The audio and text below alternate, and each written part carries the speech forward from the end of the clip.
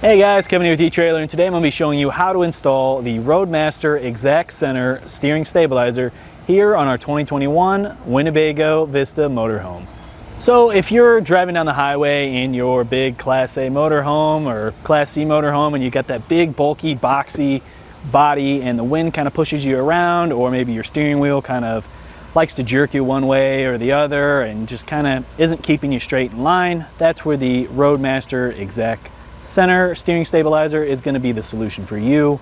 And it's also going to help out all those Jeep owners that face that death wobble issue where your steering wheel kind of wobbles back and forth and then kind of throws off your handling and can eventually lead to a car accident. So just driving around a little bit, you can definitely notice the difference in the responsiveness as you turn. You're not having to really struggle to kind of get that over anymore. This is especially a big issue with some of your older model RVs. Once your components start to get kind of worn down, you can really have some trouble trying to really turn that wheel and getting that big body to really adjust around. But here, I mean, we could whip it around the parking lot super easy. I'm not having to strain, and overall that's going to help out as we're driving down the road. I'm not going to be all worn out, and I'm not going to be white knuckling it as I go on my long haul camping trip, or maybe I'm going across country. Whatever I'm doing, I know that that's going to help give me a much more enjoyable ride. So your tie rod keeps your wheels pointed in the exact same direction. So what our steering stabilizer does is kind of keeps them back towards straight. So that way, if you're riding down the highway and you're experiencing high winds, or maybe you just have a top heavy vehicle that you're driving, it kind of wants to keep those wheels just straight so that you don't have to make any extra adjustments or kind of sit there and wobble with your hands when you're trying to steer the vehicle.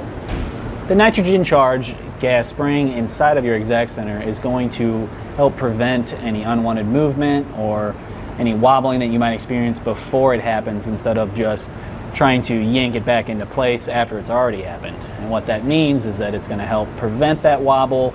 It's going to give you more responsive steering, and you're not going to have to constantly sit there and kind of move your arms back and forth and add all that strain onto your driving experience.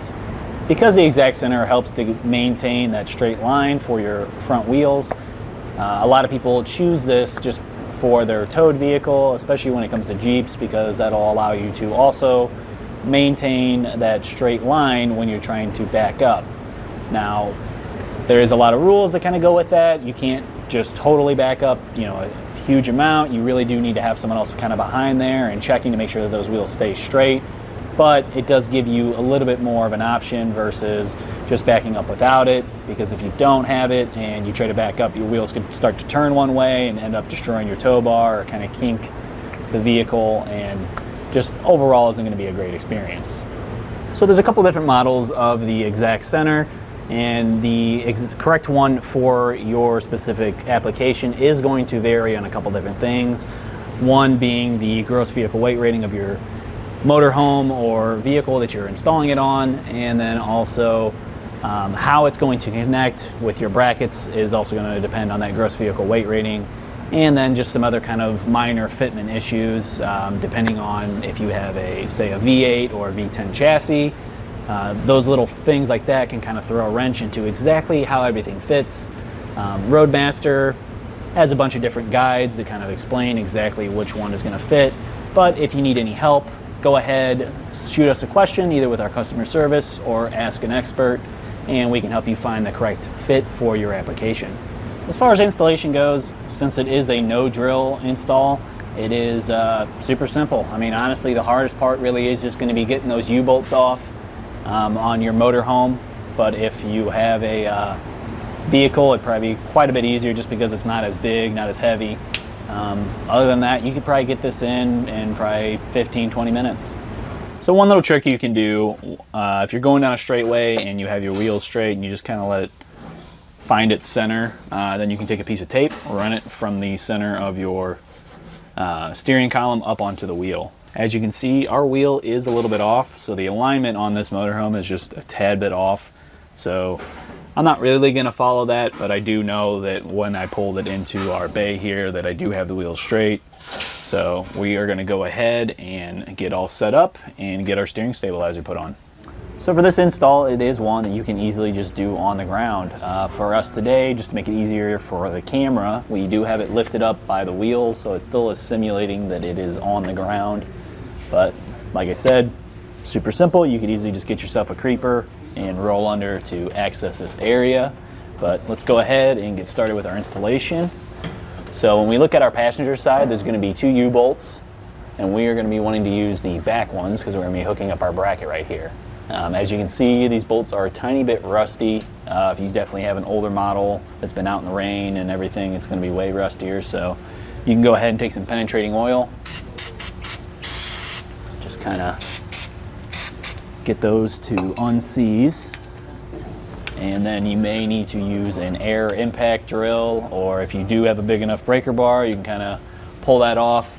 So I'm going to start off with my breaker bar and just see if I can work these loose beforehand. So I'm going to try my impact gun here and just get this off, just because these are on here super tight.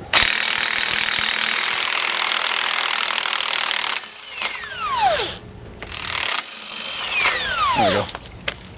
So now we're going to take our chassis bracket, which has 3 separate holes.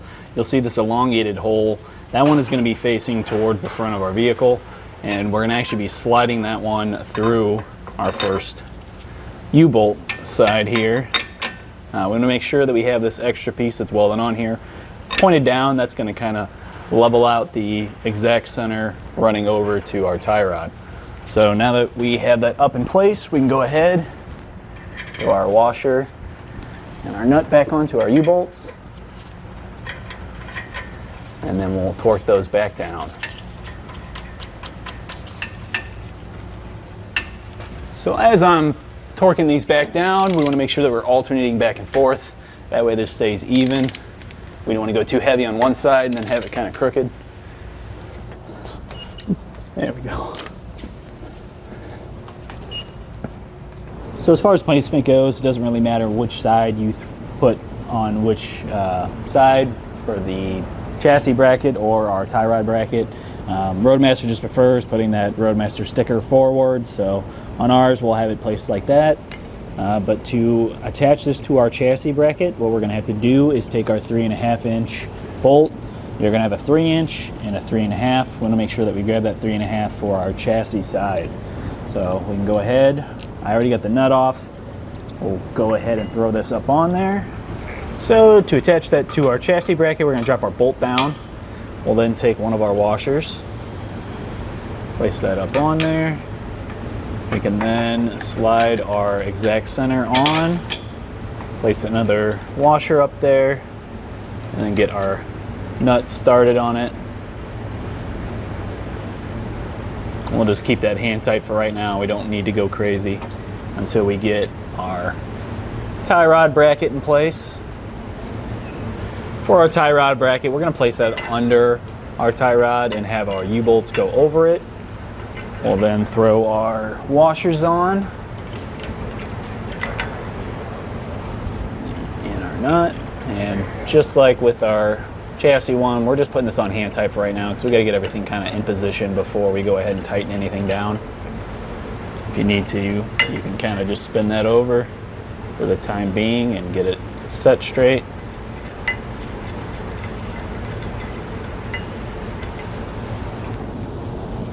And then we'll throw our other U-bolt in place.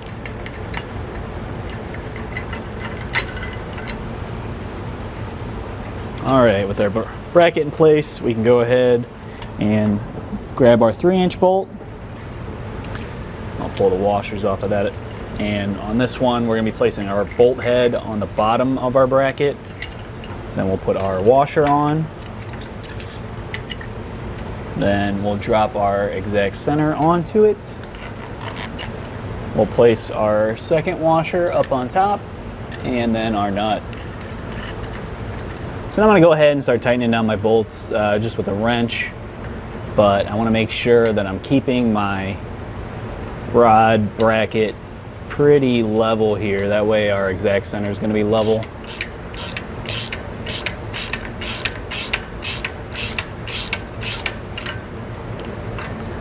So you will just need to go back and forth and kind of play with it just to get it kind of set straight. So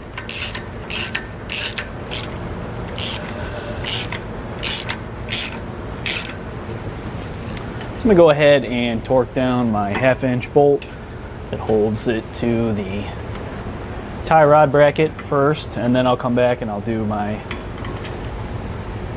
little 3/8 bolts on our U-bolt, or 3/8 nuts. All right. All right, let's torque down. I'm gonna go ahead and torque down our U-bolts as well. I'm gonna alternate back and forth just like I did before. Now with our 1/2-inch bolts and our U-bolts all properly torqued down, that will complete your installation. So if you start to notice that you're kind of pulling more towards the right, you can adjust your Exec center by loosening up the jam nut, and you're gonna wanna hold on to your Exec center. At the same time, get that loose.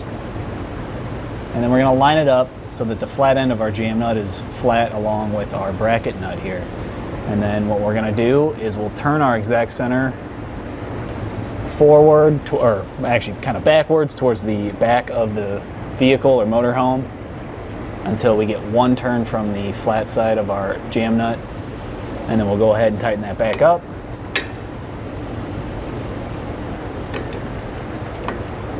And kind of hold that in place too. So if you notice that you're starting to pull more towards the left, you can also do the same thing over on this side. We'll just loosen up our jam nut, and then we're going to twist that the opposite way towards the front until we are one flat side over, and then we can tighten our jam nut back up. You may have to do a little bit of adjustment here and there just to kind of get things perfect, but this is super easy to do. Just adjust that, go one turn at a time, and then drop your vehicle and test it out, see if you feel like it's driving a little bit more straight. So after test driving this a little bit and stopping, just letting it kind of naturally go with our hands off the wheel, we can see that it's actually lined right back up with our tape that we had originally put on here just to make sure that we are centered. So we know right now that we have our Exec center set correctly. If it was kind of off, maybe if our tape was off like that, then we'd know, hey, we have our Exec center set a little bit off. Maybe it's leaning one way to the left, maybe to the right, and then we'd have to get down there and kind of adjust the cylinders on there and kind of tighten back our jam nuts just to make sure that it is correctly staying centered so that our wheels are always wanting to drive straight. Well, I think that about does it for today's installation of the Roadmaster Exec Center steering stabilizer here on our 2021 Winnebago Vista Motorhome. My name's Kevin. Thanks for watching.